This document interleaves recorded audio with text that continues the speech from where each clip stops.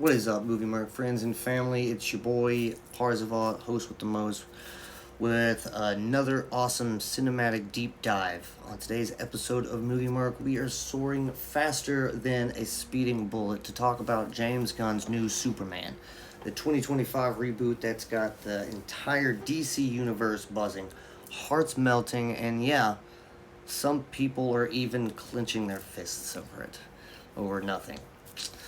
So let's get into it, shall we? This movie is a straight love letter to the Man of Steel, packed with heart, humor, and a cast that absolutely nails it. So grab your cape, grab your super dog, maybe a snack, and let's break down why this film is so wholesome, so action packed, and it is the exact reset the DCU needs right this very moment. And stick around for the two post-credit scenes that you don't want to miss. Let's deep dive into it, shall we? All right, let's talk about the story, and here we go. James Gunn's Superman doesn't just rethread the origin story we've seen a million times. No, baby. Kal-El's crashing into Kansas for the umpteenth time is just pointless at this point. Instead, no, we jump 3 years after Clark Kent, played by David Corenswet, has revealed himself as Superman to the world.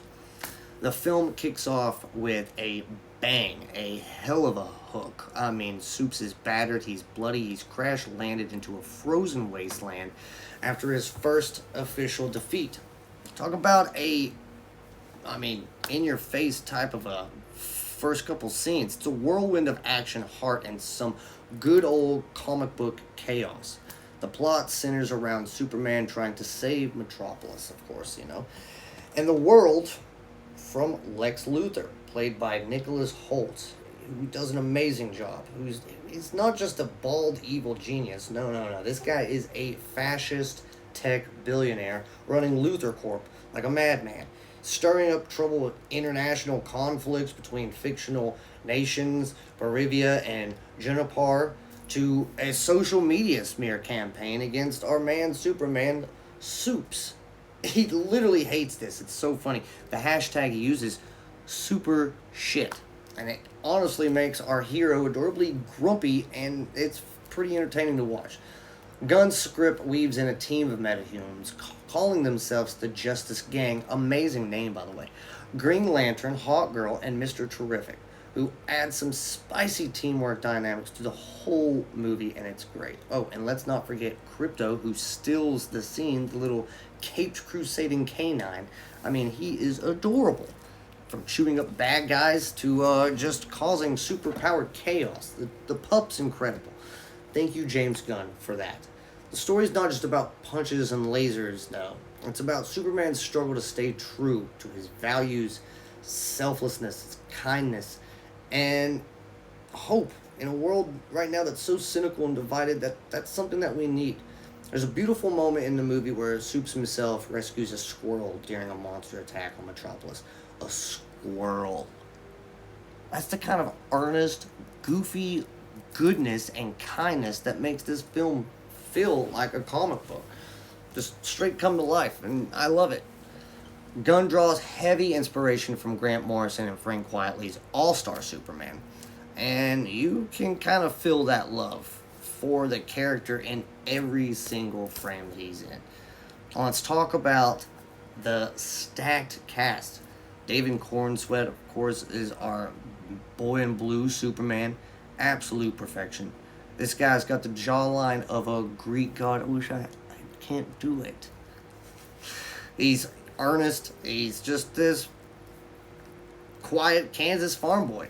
Critics are saying that he channels Christopher Reeve's warmth without copying him or overdoing copying him, bringing a puppyish joy to the Supes that makes you really root from the beginning.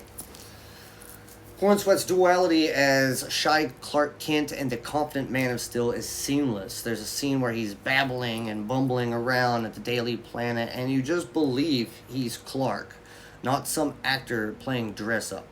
Now, fun fact here, Corenswet was actually in The Politician and Hollywood on Netflix, but this is his major big breakout, and he's carrying the DCU on those broad shoulders that he's got right now. Now, We have Rachel Brosnahan as Lois Lane, Chef's Kiss. She's whip smart, fierce, and has a amazing chemistry with Cornsweet that makes their scenes electric. Uh, Gunn's casting for those two is amazing. The bantering between the two is fucking great. It's quiet, at times romantic, but it's not over invested. Bro Shanahan, who you might know from the Marvelous Miss Maisel, brings a modern edge to Lois while keeping her as the fearless journalist we love. Their interview scene in the living room where Lois grills Soups about his role in global politics is equal parts funny and tense. Pure gold. I mean, great writing all around. Nicholas Holt's Lex Luthor is a standout too. He's not just twirling a mustache as an evil genius. He's cunning. He's a tech bro villain with a god complex. Holt, who's been in everything from X-Men to The Menu, makes Lex Luthor both charming, chilling, and through what some critics are saying, really, really underused in some scenes. Still, he's on point. You can't look away when he's on screen. Then there's Eddie Gathegi as Mr. Terrific, who brings serious attitude, and Nathan Fillion as Green Lantern, who's hilarious and basically playing a snarky space cop. Isabel Marced's Hawkgirl and Skylar Gisona's Jimmy Olsen add to the fun mix as well. Now, let's not sleep on Crypto, voiced by nobody's stealing hearts other than that little tiny furry MVP, Gunn's dog himself, actually, Ozu. Gunn's script is where the movie really shines, or flies, I should say. It's a love letter to Superman's roots, blending old school charm with modern stakes. The dialogue pops with Guardian-style humor.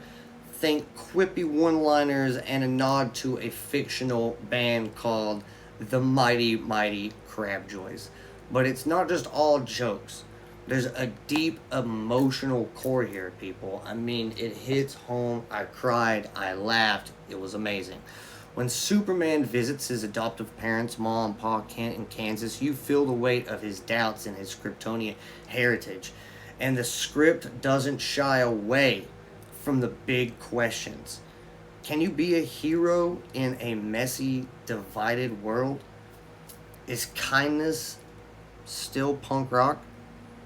That said, some critics like Forbes' Eric Kane called it overwritten and a bit overstuffed with too many characters and subplots. I get it, it's a lot. With the Justice Gang, Lex's schemes, and Crypto's hijinks, but for me, that chaos is part of the charm. It feels like flipping through a comic book where every page throws something new at you. Something new and beautiful.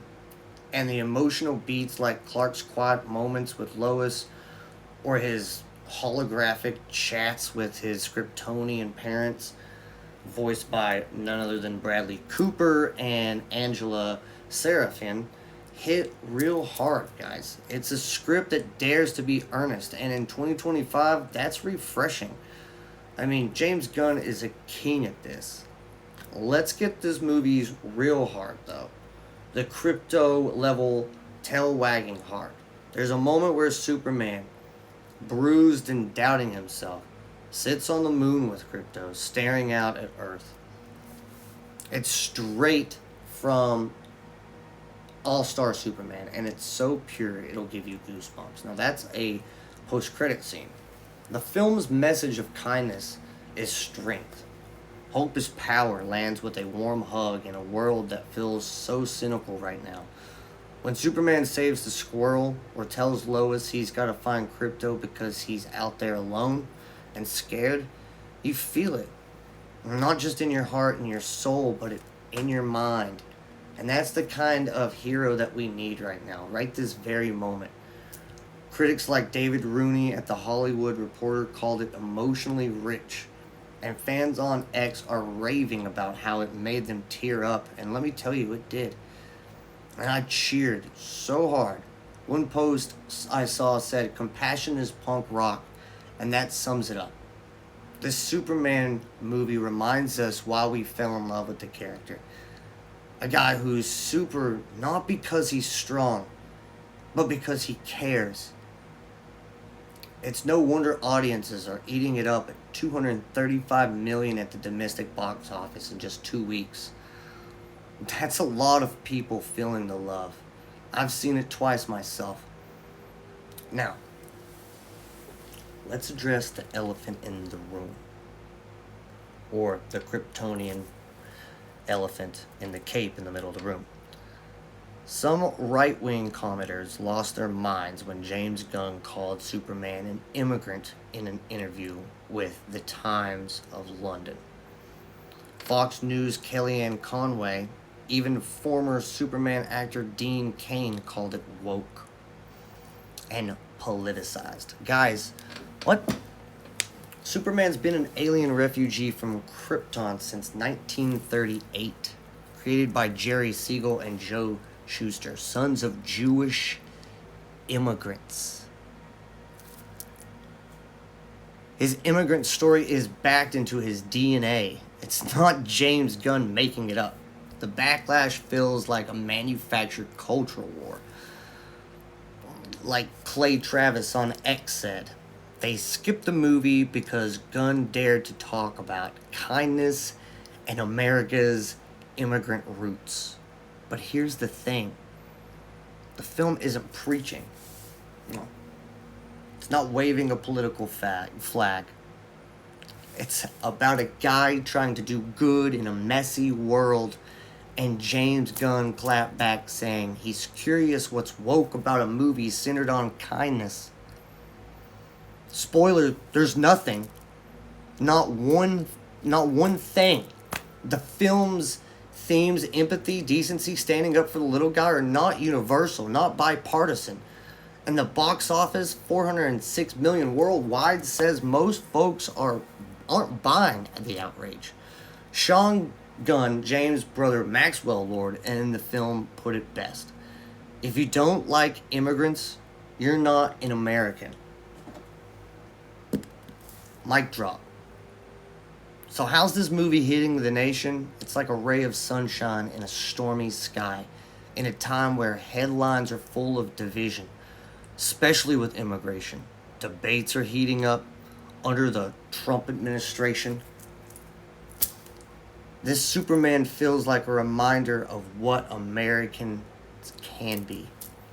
Critics like Andrew Slack and Jose Antonio Vargas in The Hollywood Reporter, they called Superman the ultimate orphan, a symbol of hope for a nation built by immigrants and dreamers.